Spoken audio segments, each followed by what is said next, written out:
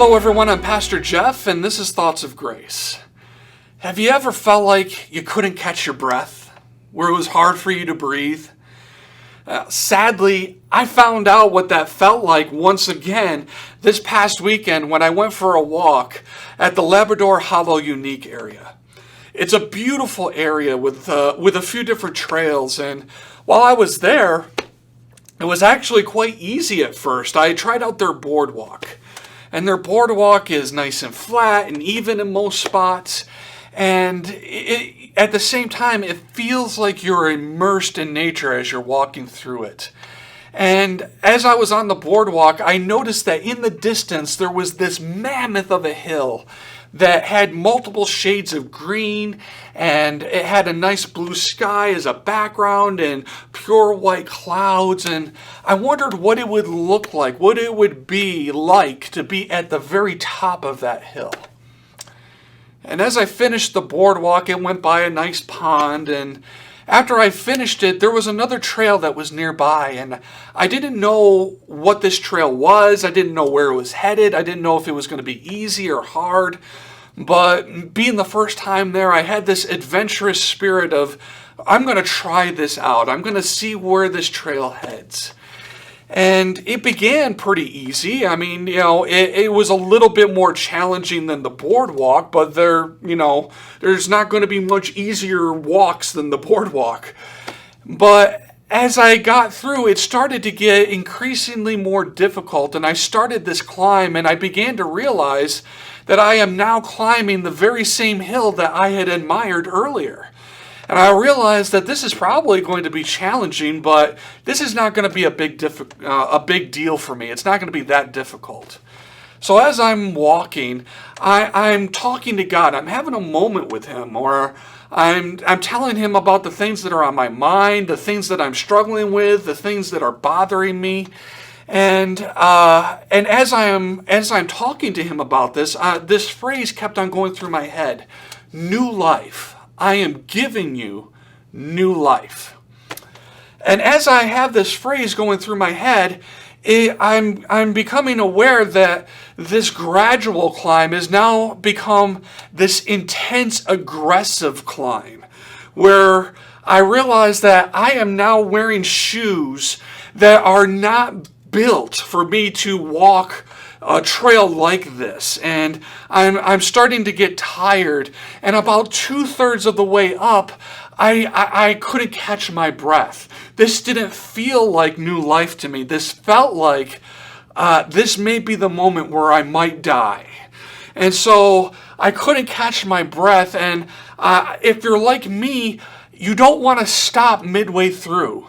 You don't want to stop, because if you stop, you might not pick it back up. You might not finish it.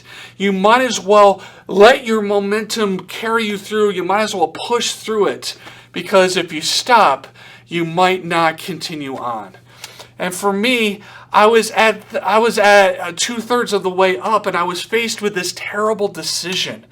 This decision of I have to stop. I have to find a log somewhere and take a break. And it was a terrible blow to my pride at that point, because I had to stop. I didn't have to do that before, and now I have to admit that I am at the shape and the physical condition that I have to stop going up this hill because I couldn't breathe. And it was there that I realized that I felt like God telling me, it is okay that you're out of breath right now. It is okay for you to take a moment. You don't have to constantly be going. You don't have to constantly be doing. Take a moment, catch your breath, and I promise you, I will give you new life to finish your task. And I felt like that this was something that was beyond a moment, that immediate moment. I felt like this was kind of a metaphor for me in life in general. I don't know about you, but these past few months, it's been very easy for me to get so caught up in the day-to-day moments, get so caught up in the work that has to be done, and it's been draining to go through all of this stuff, and it's been taxing to consider what it looks like to restart the church once again. And the Lord brought me to this passage in 2 Corinthians. It says, this is the confidence that we have through Christ in the presence of God. It isn't that we ourselves are qualified to claim that anything is from us. No, our qualification is from God. He has qualified us as ministers of the new covenant, not based on what is written, but on the Spirit. Because what is written kills, but the Spirit gives life. Our confidence comes from Jesus. When I was on the hill, I didn't have much confidence in anything. I was doing a lot of praying, but I find that when it feels like you're going to die, your praying tends to kick up a notch. But I found that I didn't have much confidence in anything, and I certainly didn't have much confidence in myself to be able to complete the task. In fact, the only thing I really had confidence in at that moment was the log that was holding my fat rear end up so that I could take a moment to catch my breath. And I think that that's true in life. I find that there are times where I am so immersed with what is going on that I'm so distracted and focused, and my mind is saturated with all of the things that is going on and all the things that I need to do, that there are times where my confidence is really in myself. And when I realize how ill-placed that confidence is because I'm failing, it's hard for me to catch my breath, and I need to take a moment, catch my breath, and it's usually at those moments that my focus is redirected to Jesus Christ and trusting in Him. And I find that when I trust in Jesus, not only am I able to stand in God's presence, but I'm able to stand with confidence once again. And the reason that is that Jesus takes away my sin, and He takes away my shortcomings, and He takes away my weaknesses. The things that are normally the reason why I'm not able to stand in God's presence with confidence, Jesus took all of that away. And as a result, we're able to stand in God's presence without shame and without terror, without worry. We're able to stand in the strength of God that only He can give you. And for me, I find that when I put my trust in Him and I'm able to stand in God's presence with confidence, I find that I am not easily bogged down with all of the things that need to be done. I'm not easily bogged down by all the things that I have failed at and how I have failed to meet my expectations or other people's expectations. But instead, I'm able to have the freedom to catch my breath, to take a moment, and then afterwards be able to walk in the confidence of Jesus Christ. And that brings us to our next point. Jesus qualifies the unqualified. It says in this passage that we're not qualified based on our own record or based on our own resume. Instead, we are qualified because Jesus says we're qualified. And not only does He say that we're qualified, it says that He makes us qualified. He does a work on the inside of us that makes us qualified to do the task at hand. Another translation of this passage, it uses a different word. It uses the word competence. We have been made competent to do the work that God has called us to do. We have been given the ability to be successful in accomplishing our mission in loving God and loving others. We have been given quite the challenge these last few months. We have found out that it is one thing to attend a church service in a building, and it is another thing to be the church. There's a difference to it. And so even though we haven't been able to meet in the church building and to attend a service in the building, we have still had the opportunity to be encouraged by the Word of God. We've had this opportunity to be encouraged through our online services on Sunday morning and through videos like this and our Grace Kids Discovery page and our Remnant social media pages. We have had the opportunity every single week to be encouraged by the Word of God being preached with boldness. I wonder how many of us have actively and consistently taken advantage of those opportunities, or whether we have allowed those opportunities to pass us by because of the uncomfortability or because we would rather have met in the church building.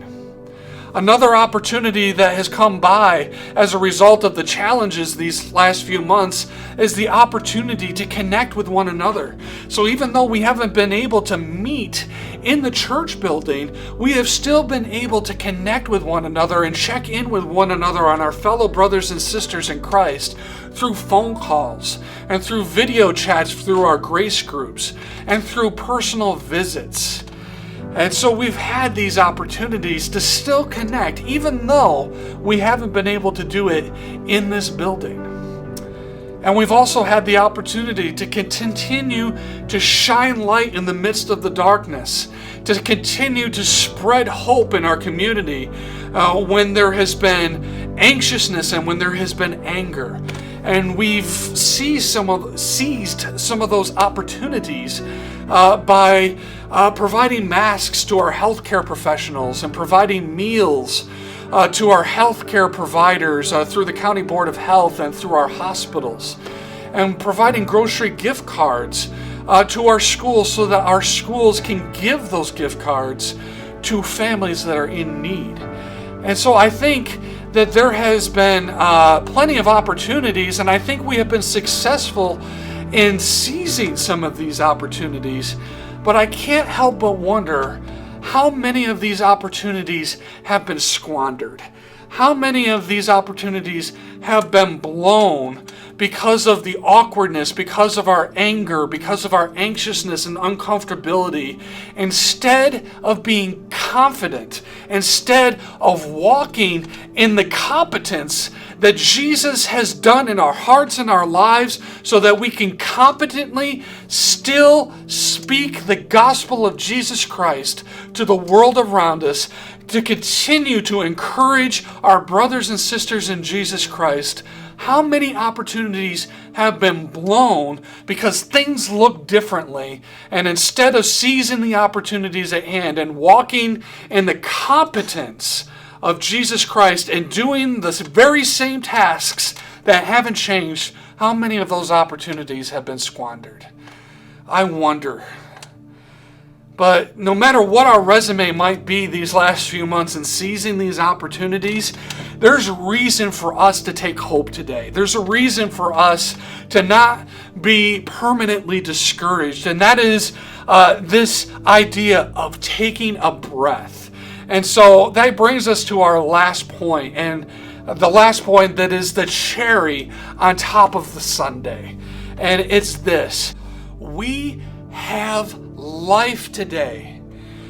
We have life because God has given it to us, even though we have failed.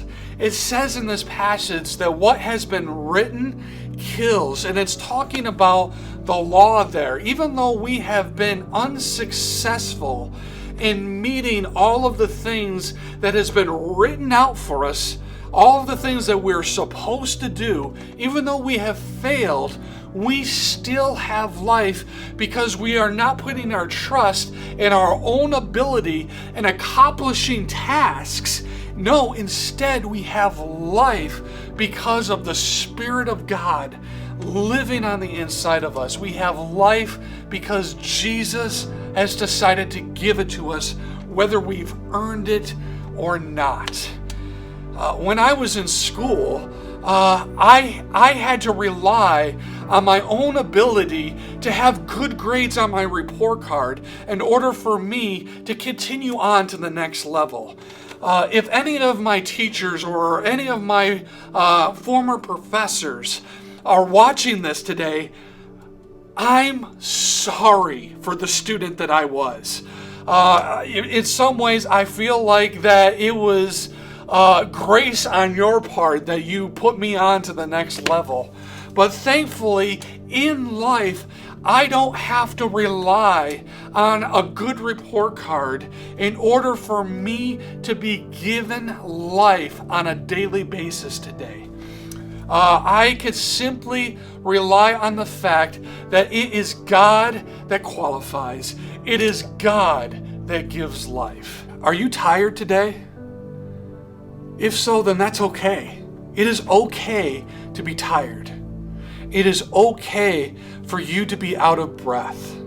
So if that's you, you're tired, you're out of breath, allow yourself to take a moment. Allow yourself to take a moment to catch your breath and allow the Spirit of God to breathe new life into you today. All that really means is that you stop what you're doing long enough for you to say to God, God, I admit I am tired today. I have allowed myself to be so immersed with what is going on and all that needs to be done. I have allowed myself to be tired. So please come into my life, breathe new life in me once again so that I can once again be competent in the things that you have called me to do.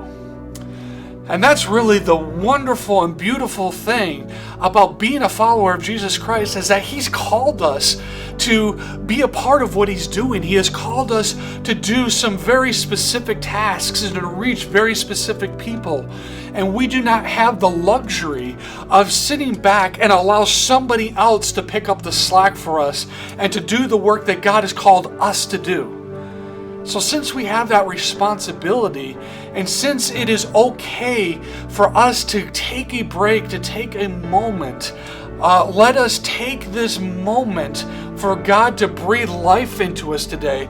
But once He has breathed that new life into us, it's time for us to go back to work, because once He breathes that new life into us, we will be able to have the confidence to stand firm, and we will have the competence to be able to walk the path that God has placed before us and to be able to accomplish all the things that He's called us to do. So let's believe God in His promises today that He will give us new life. We just have to take a moment and catch our breath. I hope you do that today. Thank you for joining me today. I don't know if you've gotten the news yet, but we are opening our building again for in-person services. It's the day that many of us have been waiting for a long time. And that date is June 28th. And so we have limited capacity in order for us to be diligent in what we have been asked to do. And so in order for us to keep our integrity and doing what we said that we would do and partnering with our local community, we are going to have a sign-up list. And so we are going to be passing out that sign-up list through our social media pages and through our email blasts. And so if you don't normally receive email blasts from us, if you want to be sure that you are going to receive an invitation so that you can sign up for one of our in-person church services, then I ask that you would email office@graceagsyracuse.com and basically just tell us in that email that you would like to be included on our update email list, and we will make sure that you are on that list so that you can receive an invitation so that you can sign up for our in-building church services. And if you are unable, if you feel uncomfortable attending in-church, in-building services, we are still going to offer our online services. And we're still working out on whether or not that's going to be a live stream thing where you'll be able to watch it live, or whether or not it will be something that we will post later on that Sunday or maybe even Monday morning. But we will still offer those opportunities, and those details will be given soon as well. But I hope you check that out. Also catch us this Sunday as Pastor Doug is going to preach a very unique Father's Day message for us. So you're not going to want to miss it. So I hope to see you then. God bless.